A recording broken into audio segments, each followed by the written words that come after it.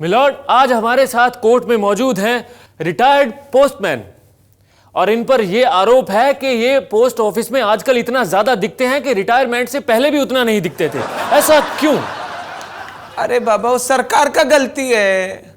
मैं सरकार को 1000 बार बोला, लिख के दिया, मेरा पेंशन मेरे हाथ में दो, डाक से मत भेजो, फिर क्या करेगा।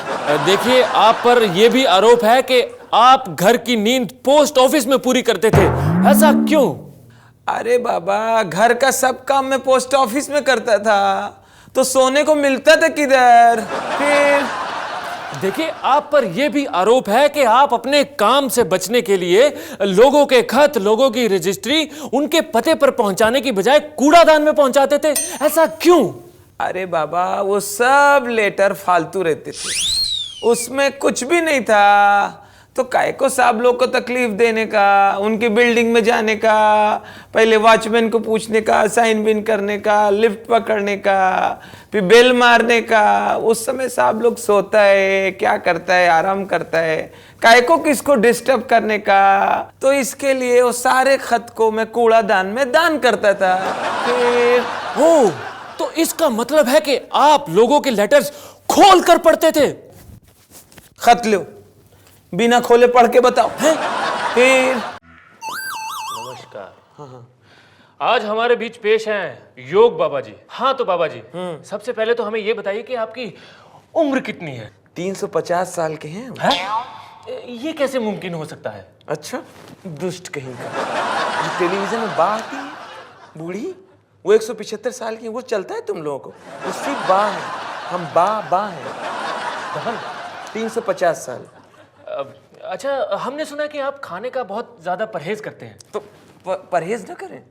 हम तो उस जगह नहीं जाते हैं जहाँ खाने की व्यवस्था ना हो। वहाँ क्या जाना जहाँ ना हो खाना। अच्छा, आप पर लोगों ने इल्जाम लगाया है कि इल्जाम कौन लगा रहा? तू ही सब सवाल ढूंढ के हमने नहीं लगाए हैं, लोगों ने इल्जाम लगाए हैं। लगाए, बना के आ रहा है नौटंकी। पूछो। लोगों ने इल्जाम लगाए हैं कि आप जो भी आसन है वो बैठे बैठे बताते हैं। ऐसा क्यों? तो खड़े होके कैसे करें? दुष्ट, हम कोई स्टैंड अप कॉमेडियन है। आज हमारे साथ मौजूद हैं अपने इल्जामों की सफाई देने के लिए मशहूर पॉलिटिशियन, एक्टर, कमेंटेटर, क्रिकेटर, यानी कि फुल टर द ग्रेट पिद्दू जी। ओ छा गए गुरु, छा गए गुरु। ओ जिस तरह से पानी की बूंद दरिया में गिरकर मोती बन जाती है, उसी तरह से बाल बाल मिलके चोटी बन जाती है। एक मिनट पिद्दू जी, एक मिनट। अगर आप शुरू हो गए तो हमारी कार्रवाई नहीं शुरू हो पाएगी।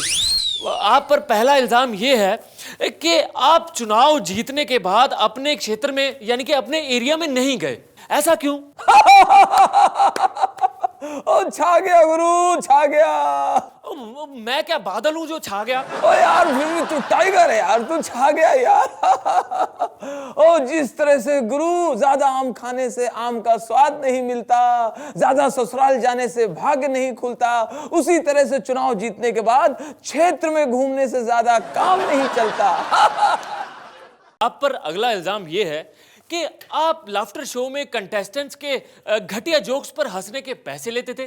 क्या यह बात सच है? ओ गुरु, फिर से छा गए गुरु। क्या बात है गुरु, जिस तरह से घोड़े के बच्चे के दांत और दिल से निकली बात एकदम साफ होती है, उसी तरह से मैं सच बोलूंगा गुरु। मैं क्रिकेट में होने की वजह से मुझे फिक्सिंग की ऐसी आदत हो गई है गुरु, जैसे चकोर को चांद की, चोर को डांग की, मुर्गे को बांग की। गुरु, सच्चा इंसान वही होता है जो पर्वत को काट के रास्ता बनाता है गुरु।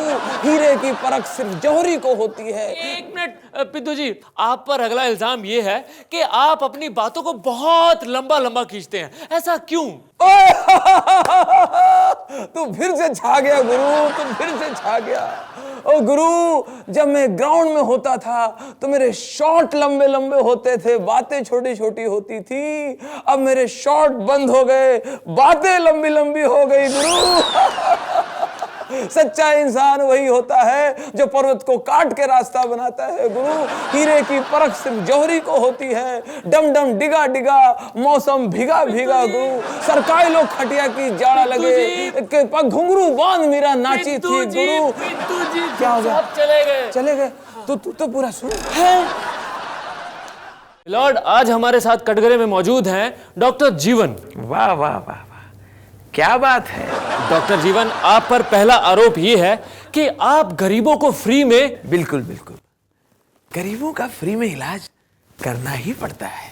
डॉक्टर साहब, आप पहले मेरी बात पूरी सुनिए।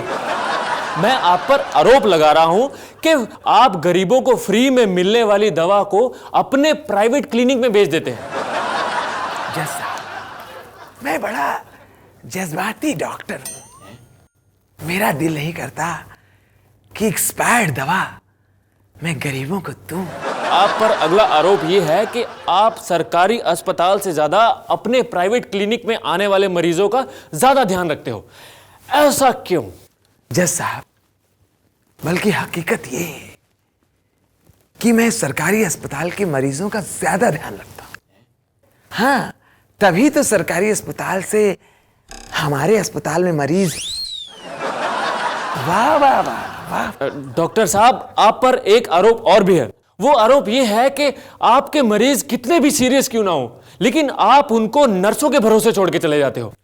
मैं अपने मरीज को नर्सों के हवाले इसलिए छोड़ जाता हूं ताकि हमारा मरीज जिंदा बचे। मुलायम सिंह जी, आप पर इल्जाम है कि आप जगह जगह बोलते फिरते हैं कि आजकल उत्तर प्रदेश में जो है गुंडे मवाली सरेआम घूमते हैं। क्या आपके शासनकाल में ऐसा कुछ नहीं होता था? हमने जो पहले कही, हमने पूर्व में दोबारा कही है, उन बातों पे हम आज भी कायम है, यानी अटल है। हमारे शासनकाल में गुंडे मवाली खुलेआम नहीं घूमते थे, क्योंकि वो सारे के सारे हमारे मंत्रिमंडल में थे, हमारे साथ, तो उनको खुलेआम घूमने की जरूरत नहीं। सर, आप पर एक इल्जाम और है कि आपने अपने परम प्रिय मित्र कमर सिंह जी को कुछ ऐसा बोल दिया कि वो पार्टी छोड़कर चले गए। लेकिन क्या उनको पार्टी में वापस बुलाने के लिए आपने कुछ किया? कमर सिंह को बुलाने के भरसक पर नहीं? जब साहब को समझाता हूँ, उनसे समझ लेंगे। हमने पूरी कोशिश की कि कमर सिंह वापस आ जाए। इसके लिए हमें उनको मौका भी दिया। हमने बच्चन जी से 16 वाला सिक्का मांगा। हमें कहा अगर हेड आया तो कमर सिंह को हम अपनी पार्टी में वापस लेंगे, और अगर टेल आया तो कमर सिंह से हम गुड बाय। अब वो बात अलग है कि टेल लाने के लिए हमें 15-20 बार सिक्का उछालना है। मिलॉर्ड, आज हमारे साथ मौजूद हैं इस अदालत में एक ऐसे शख्स जो किसी को भी उसकी सीट से उठा सकते हैं, सिवाय नेताओं के। जी हां, मैं बात कर रहा हूं टिकट चेकर ईमानदार सिंह की। एक बात कहूं आपसे? बोलिए। नमस्कार। भूल गए थे आप? नमस्कार। ईमानदार जी, आप पर पहला आरोप यह है कि आप लोगों से पैसे लेकर उनको सीट देते हैं। अरे ये क्या कम है कि पैसे लेके हम उनको सीट दे भी देते हैं? हमारी गवर्नमेंट तो पैसे भी ले लेती है और सीट भी नहीं देती। देखिए, आप पर यह भी आरोप है कि आप तत्काल कोटे का बहुत ही गलत इस्तेमाल करते हैं। क्यों? तत्काल कोटे का जितना सही इस्तेमाल हम लोग करते हैं, कोई नहीं करता। वो कैसे? भाई, पैसेंजर्स मुझे प्लेटफॉर्म पे तत्काल मिलते हैं, तत्काल हमें पैसा खिलाते हैं, तत्काल उन्हें सीट दे देते हैं। देखिए, आप पर यह भी आरोप है कि आपने एक बहुत ही खूबसूरत लड़की, जिसके पास टिकट भी थी और जिसकी रिजर्वेशन भी थी, आपने बड़ी ही बेरहमी से उसको उसके बर्थ से उठाया, उसके डब्बे से खींचते हुए एक सुनसान प्लेटफॉर्म पर उतार दिया। क्यों क्यों क्यों? रेल मंत्रालय यात्रियों की सुरक्षा के लिए खर्चा करता है। जगह जगह स्लोगन लिखे होते हैं प्लेटफॉर्म में, और ट्रेन के अंदर यात्री यात्रा के दौरान अपने साथ नशीली और ज्वलनशील चीजें ना लाए। फिर उसका हस्बैंड उसको लेकर क्यों आया?